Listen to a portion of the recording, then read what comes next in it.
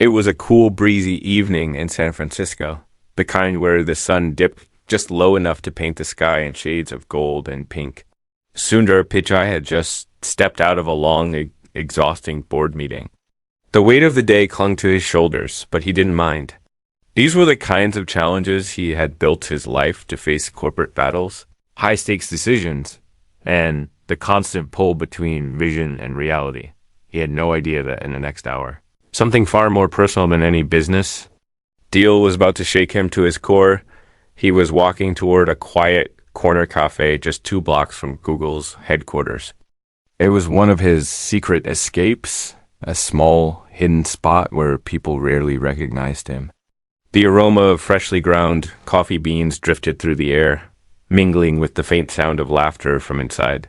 Sundar pushed open the wooden door, a soft chime announcing his arrival.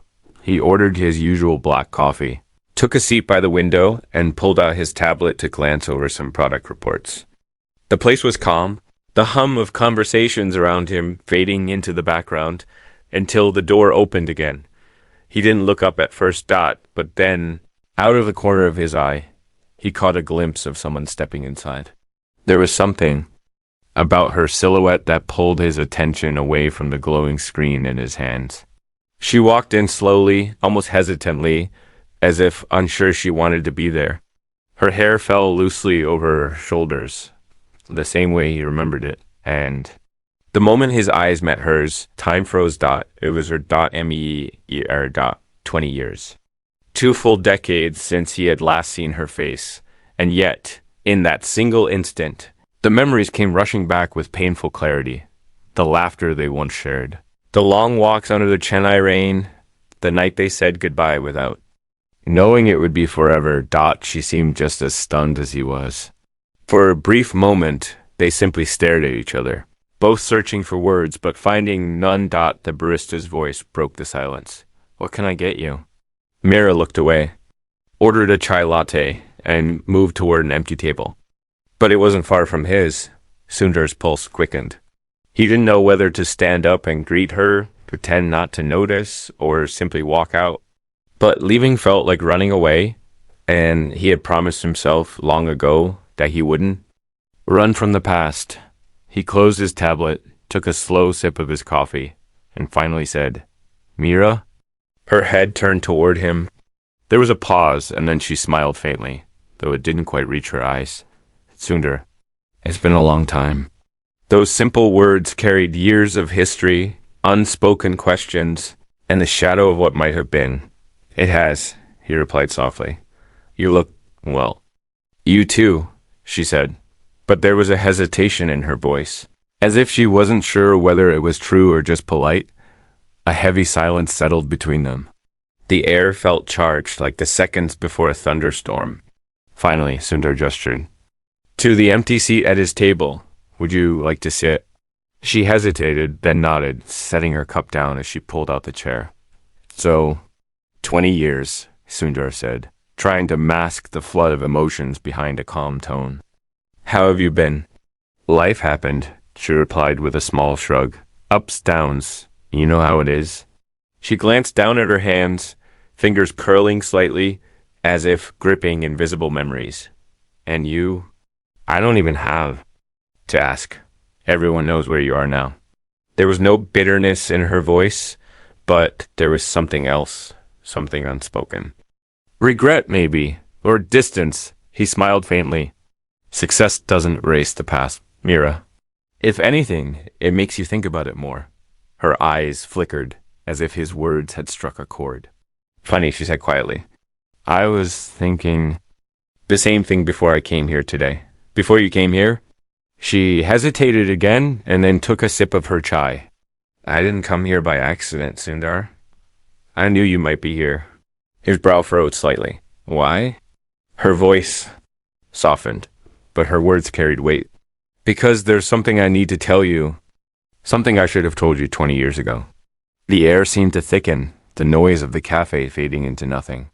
Sundar leaned forward slightly, his heart beating faster. "What is it?" But she didn't answer right away.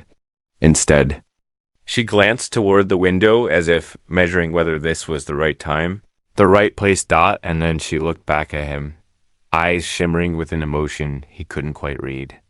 Before I tell you, I need you to promise me you'll listen until the end, no matter how it sounds. Sundar felt a knot form in his stomach. Mira, you're starting to scare me.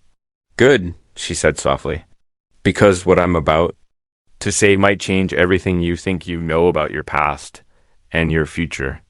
The cafe felt smaller now, the walls closing in around them.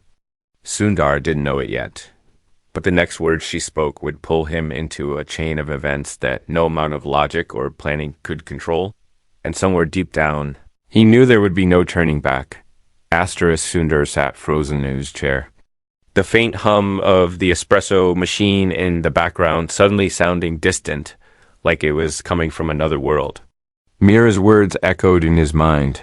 This might change everything you think you know about your past and your future. He studied her face for clues, but she wasn't giving anything away. Her gaze was steady, almost defiant, but there was a fragility beneath it, a quiet trembling that only someone who had once known her deeply could see. Mira, Sundar began slowly, his voice low. 20 years is a long time to hold something in, whatever it is. I'm listening. She leaned back in her chair, fingers tightening around the warm cup, as though it were an anchor. Back then, when we ended things, it wasn't because I wanted to. It was because I had no choice. Memories stirred.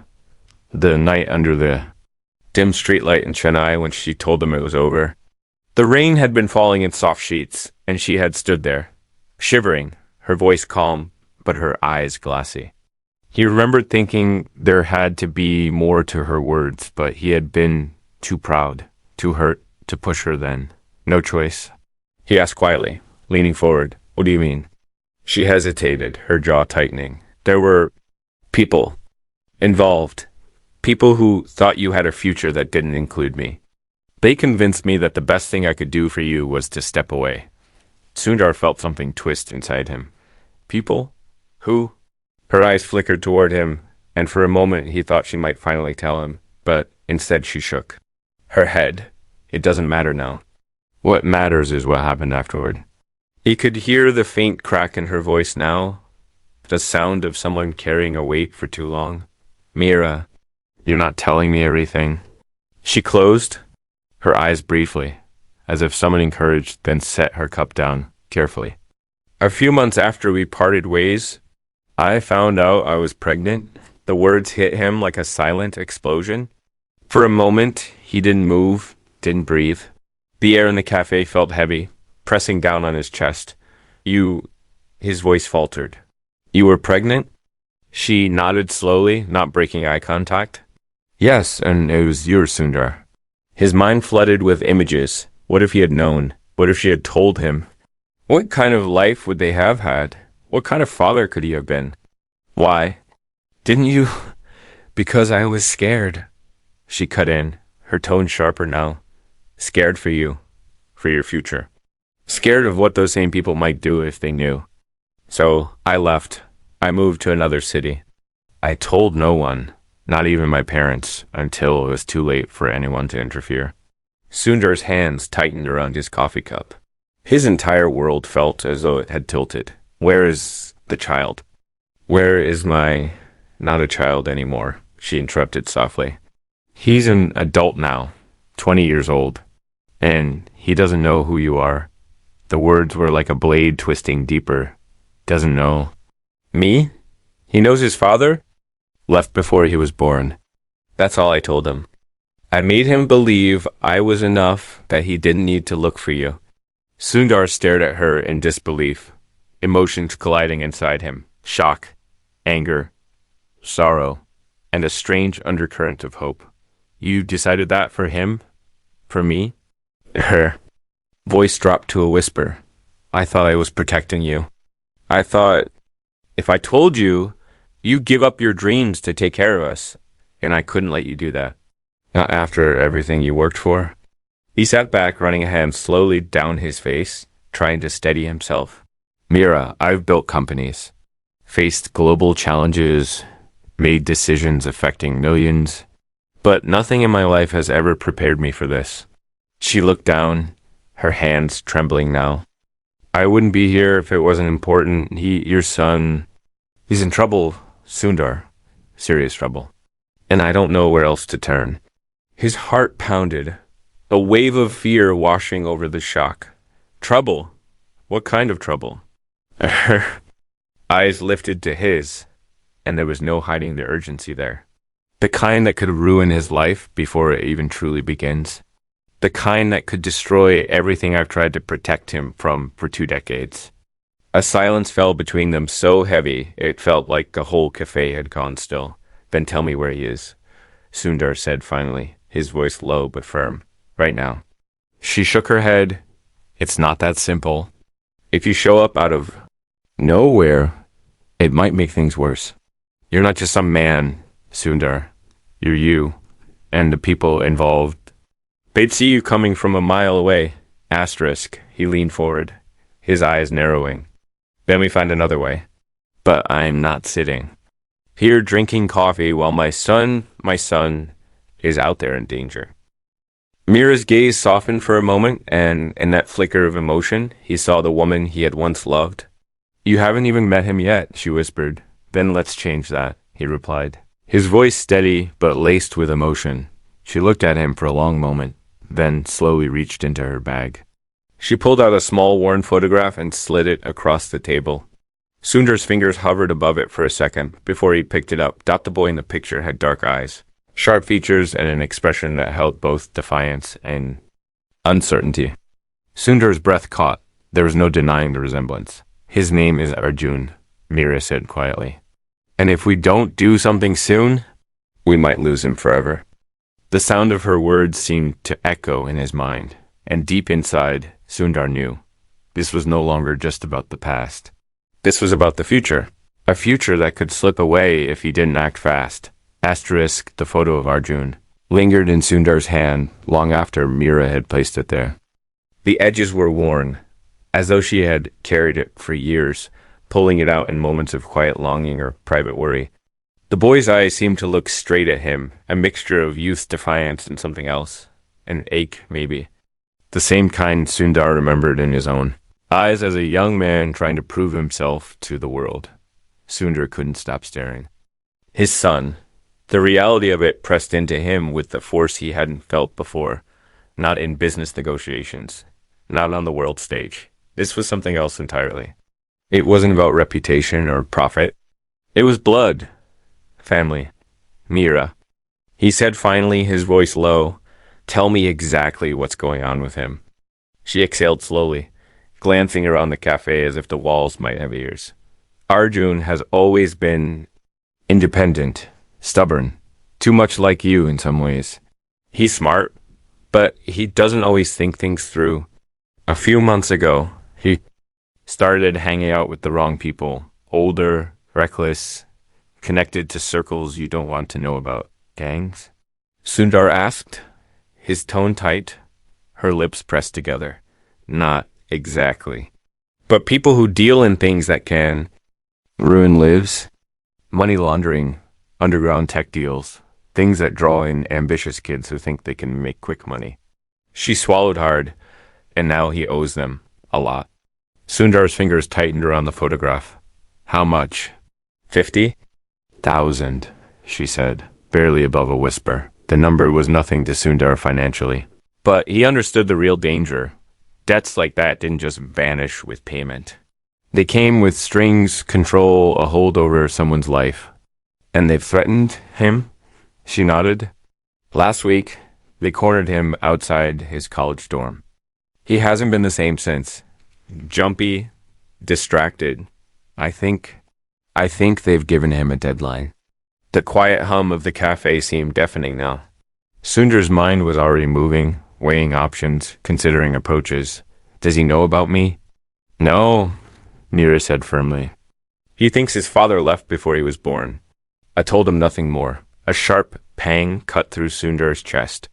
So, if I show up, I'm just some stranger with money? Maybe, she said softly. But if he finds out the truth, too fast he might shut down. Or worse, he might resent you.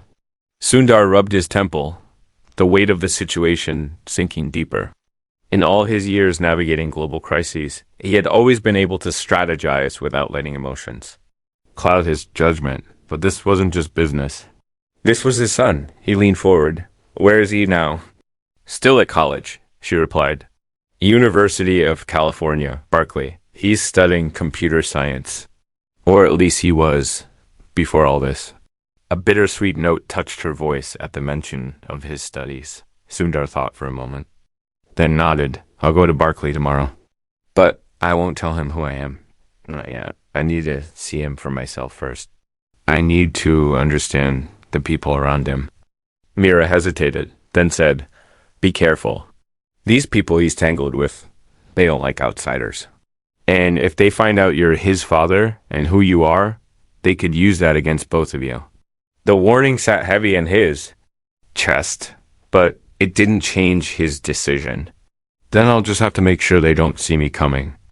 The next morning, Sundar dressed simply: jeans, a plain jacket, sunglasses. He took no driver, no assistant, just himself.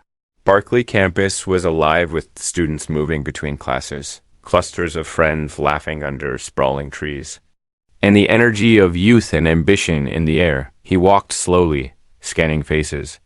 Looking for the one from the photograph dot, it took nearly an hour before he saw him, leaning against a brick wall near the library. Earbuds in, scrolling on his phone, Arjun Sundar stopped for a moment, taking in the sight. His son was taller than he'd expected, lean, with the same sharp lines in his face that Sundar saw in the mirror every morning. There was guardedness in his posture, like someone ready to bolt at the first sign of trouble. Just then, two young men approached. Arjun. They were older than him, both wearing leather jackets, their expressions tight. Sundar couldn't hear their words from where he stood, but he saw Arjun stiffen, glance around, and shove his phone into his pocket. One of the men stepped closer, jabbing a finger toward him.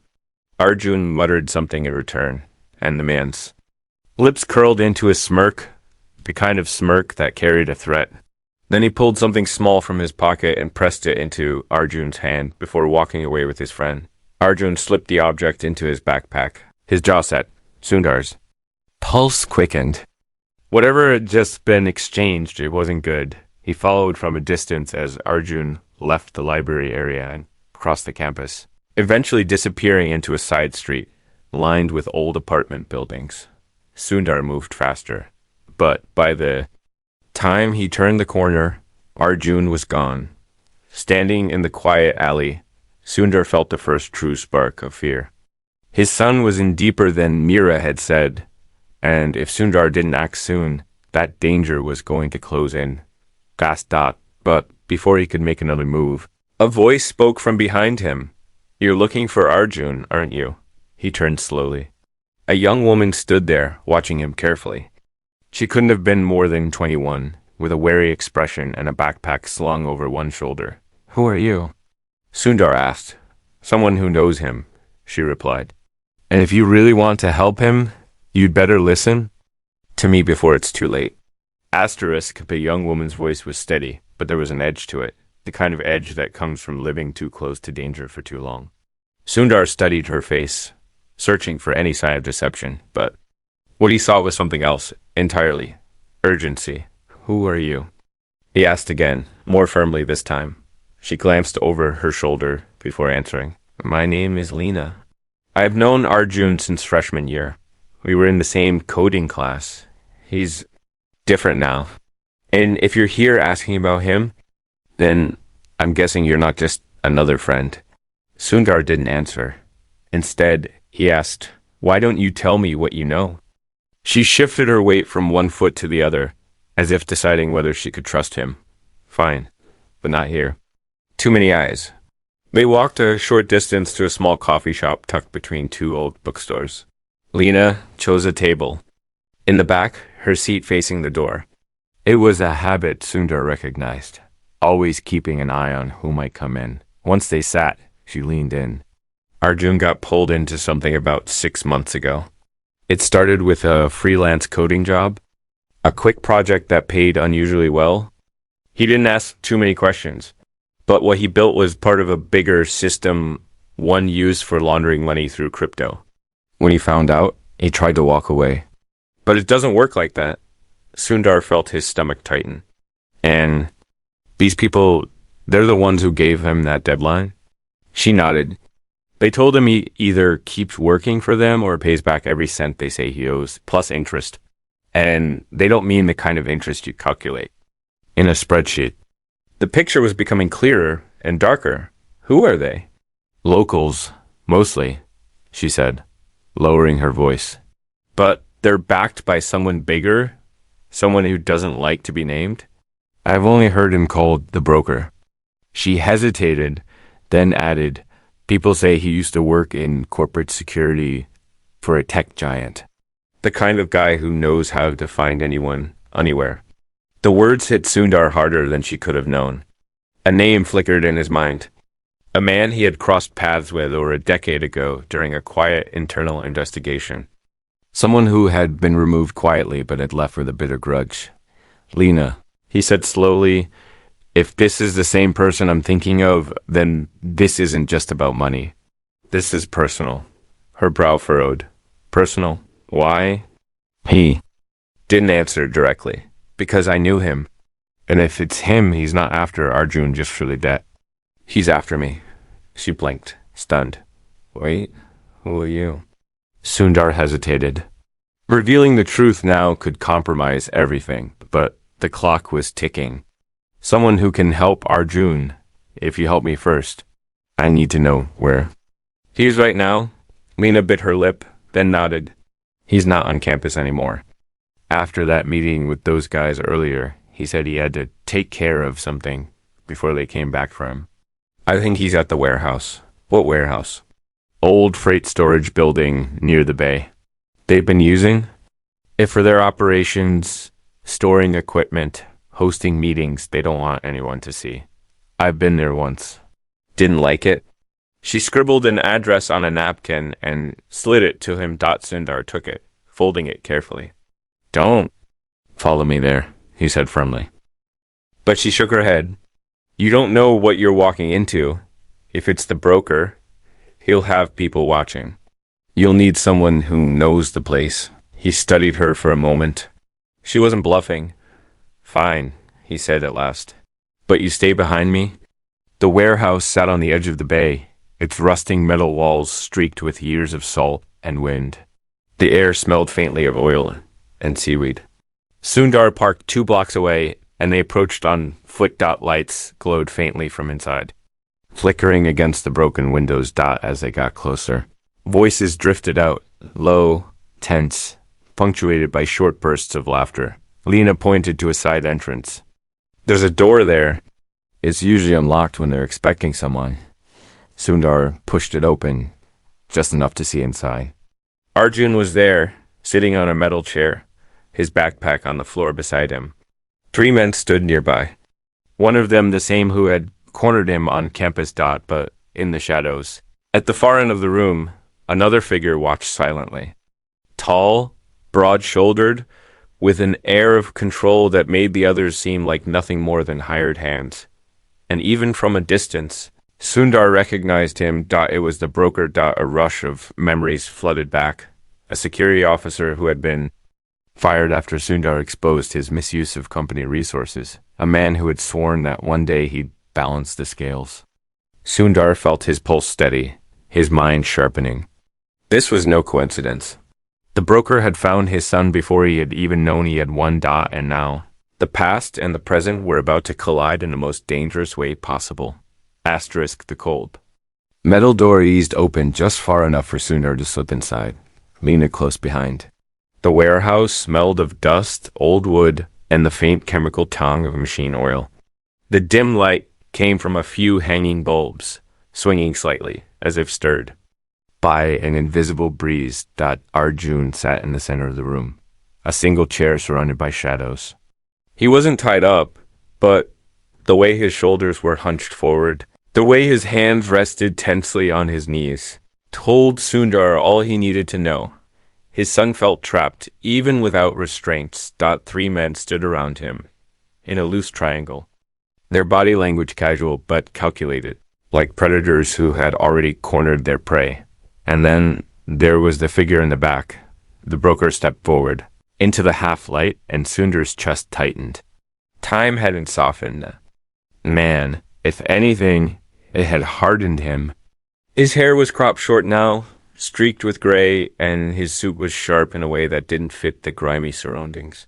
But it was his eyes, sharp, cold, calculating, that locked with Sundar's like the closing of a trap. Well, the broker said, his voice smooth and low. If it isn't the man of the hour, I was wondering how long it would take you to show up. Arjun turned his head slightly, his brow furrowing at the sight of Sundar. There was no recognition in his eyes, only confusion. To him, Sundar was just another stranger stepping into a dangerous room. Let him go. Sundar said evenly, his voice calm but edged with steel. The broker chuckled. Just like old times. Walking into my space, giving me orders. He stepped closer, circling slowly. I remember the last time we met. You thought you could ruin me with one report. You thought I'd disappear quietly. But here we are, 20 years later, and I'm the one holding the pieces that matter to you. Sundar kept his gaze steady. If you think this is about revenge, then take it out on me. Leave him out of the... but you see, that's the beauty of it, the broker said, leaning in slightly. Hurting you directly is easy. Too easy? But making you watch while someone you care about spirals beyond your control? Now that's poetic. Arjun's eyes narrowed. What is this? Who are you people? The broker glanced at him. Then back at Sundar with a faint smirk. He doesn't know, does he? How deliciously ironic. Sundar's jaw tightened. This isn't a game. Everything's a game, the broker replied smoothly. And you've just been dealt your first move. He gestured toward a metal case on the table nearby. Inside is a hard drive, encrypted. I need it inserted into a certain system. A system only someone with your clearance could access. You do that for me, and your boy walks out of here without a scratch. Refuse, and, well, accidents happen. In the bay all the time. Lena shifted uneasily beside Sundar, her fists clenched. You're asking me to commit a crime? Sundar said slowly. Let's not dress it up, the broker replied. I'm asking you to pay a debt. His debt, you know the numbers. You have the means, but instead of money, I want access. Simple, really. Sundar's mind raced. He couldn't just comply. There was no telling what the broker's endgame was, and giving him access could harm millions. But he couldn't risk a confrontation here, not with Arjun in the middle of it. Arjun looked between them, his voice tense. I can handle this myself. I don't need... Yes, you do. Sundar cut in sharply, his tone firmer than he intended. Their eyes met, and for a brief moment, something flickered, an unspoken pull neither could name. The broker stepped back, watching them with a predator's patience. I'll give you 48 hours. Deliver what I asked for, and you get your reunion. Fail, and you'll be attending a funeral instead. Two of the men stepped forward, each resting a heavy hand on Arjun's shoulders. Don't touch him, Sundar snapped. His voice low but laced with authority. The broker smiled. Faintly. See, that's the problem with you, Sundar. You think authority means control? But right now, I control the one thing you've never been able to buy. Time. He nodded toward the door. Go. 48 hours starts now. For a moment, Sundar didn't move.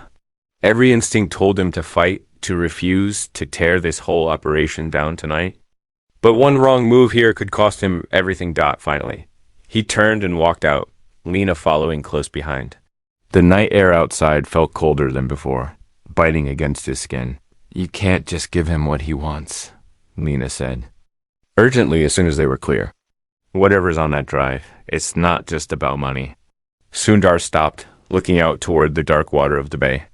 I know, which means we need to find a way to beat him, without letting him know we're doing it. And as he stood there, the image of Arjun's guarded eyes burned into his mind. 48 hours. 2 days to save his son without destroying everything else he had built. He had faced impossible deadlines before, but never one like this.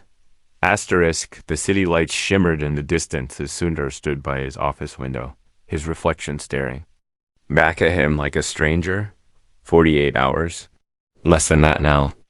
The broker's words gnawed at him, not just the threat, but the calculated confidence in his voice. He wasn't bluffing. If Sundar failed, Arjun's life could end before it had even truly begun. But Sundar also knew that giving the broker access to the system he demanded would be catastrophic.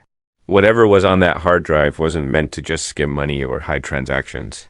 His instincts told him it was bigger, darker, a weapon dressed up as data. Needed a plan that would give the broker what he thought he wanted without actually giving him anything at all.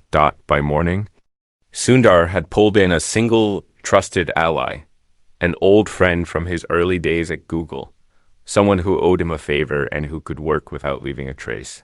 Together, they dissected the broker's hard drive in a secured lab. It's exactly what you thought, his friend said grimly, eyes scanning lines of code. This thing is designed to override authentication systems. If he gets it into the right network, he could bypass global security firewalls, banking, government, even defense grids. And he wants me to be the one to put it there, Sundar murmured. Because if you do it, no one questions it, his friend replied. It's a perfect cover. Sundar's mind raced. Can you make a duplicate? Something that looks identical. Runs just enough code to convince him it's working, but doesn't actually do anything dangerous. His friend smirked faintly. Oh, I can do better. I can make it traceable. You give him this, and the second he tries to deploy it, we'll know exactly where he is and have the proof to shut him down. Sundar nodded slowly. Do it, but we have to make sure he never suspects. The next night, Sundar arrived back at the warehouse. He carried the altered drive in a slim black case, his expression unreadable. The broker was waiting, flanked by his men. Arjun still seated in that same metal chair. On time? The broker said with mock approval. I'm almost impressed. You have what you asked for, Sundar replied, holding up the case. The broker stepped forward, taking it with a slow, deliberate motion. And how do I know you didn't get clever? Because you don't have the time to second-guess me, Sundar said evenly. You wanted me to deliver, I delivered. Now let him go. The broker studied him for a moment, then nodded to his men. They stepped back from Arjun but didn't move far. Arjun stood slowly, his eyes darting between the broker and Sundar.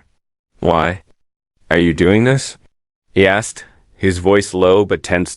Before Sundar could answer, the broker's phone buzzed. He glanced at the screen, then smiled faintly. Looks like we're in business. But that smile lasted only a few seconds. His brow furrowed as the screen began to fill with error messages, lines of code flickering faster than his eyes could track. What is this? He snapped, looking up sharply. It's the end? Sundar said quietly. At that moment, unmarked. Vans screeched to a stop outside. Armed security forces poured in, moving with precision. Within seconds, the broker's men were disarmed and on the ground. The broker glared at Sundar, realization dawning. You set me up. You set yourself up, Sundar replied. You made it personal. That was your mistake. The broker was dragged out, still cursing, his voice fading into the distance. The warehouse was suddenly quiet, the tension slowly draining away. Sundar turned to Arjun, taking in every detail of him, the defiance, the confusion, the guardedness that came from having to fend for himself for too long. You okay? Sundar asked softly. Arjun shrugged, his eyes narrowing. I guess, but I still don't get it. You're not a cop. You're not. Whatever they thought you were. So why risk all this for me? Sundar hesitated, the moment heavier than any boardroom silence he had ever faced. Because you're my son. Arjun froze. What? Your mother and I, we were together once, a long time ago. She never told me about you. I only found out 2 days ago when she came to me for help. And now, here we are. The air between them felt thick, like the seconds after a storm when the clouds haven't decided whether to break or gather again. Arjun looked away, his jaw working. So all this time you were... What? Just out there living your life while I was figuring out mine without a dad? No, Sundar said quickly. I would have been there if I'd known. I can't change the years we lost, Arjun, but I can. Be here now, if you'll let me. For a long moment, Arjun didn't speak. Then finally he looked back, his expression softer, though still cautious. You saved me. I'm not saying I trust you. But maybe we can start with that. Sundar nodded slowly. That's enough for now. They walked out of the warehouse together, the night air cool against their faces. It wasn't a perfect ending. Too much had been lost. Too many years gone. But it was a beginning. And for Sundar, that was more valuable than any deal, any title, any victory. Because for the first time in 20 years, he wasn't just fighting for a company or a vision. He was fighting for family. And he wasn't going to let go.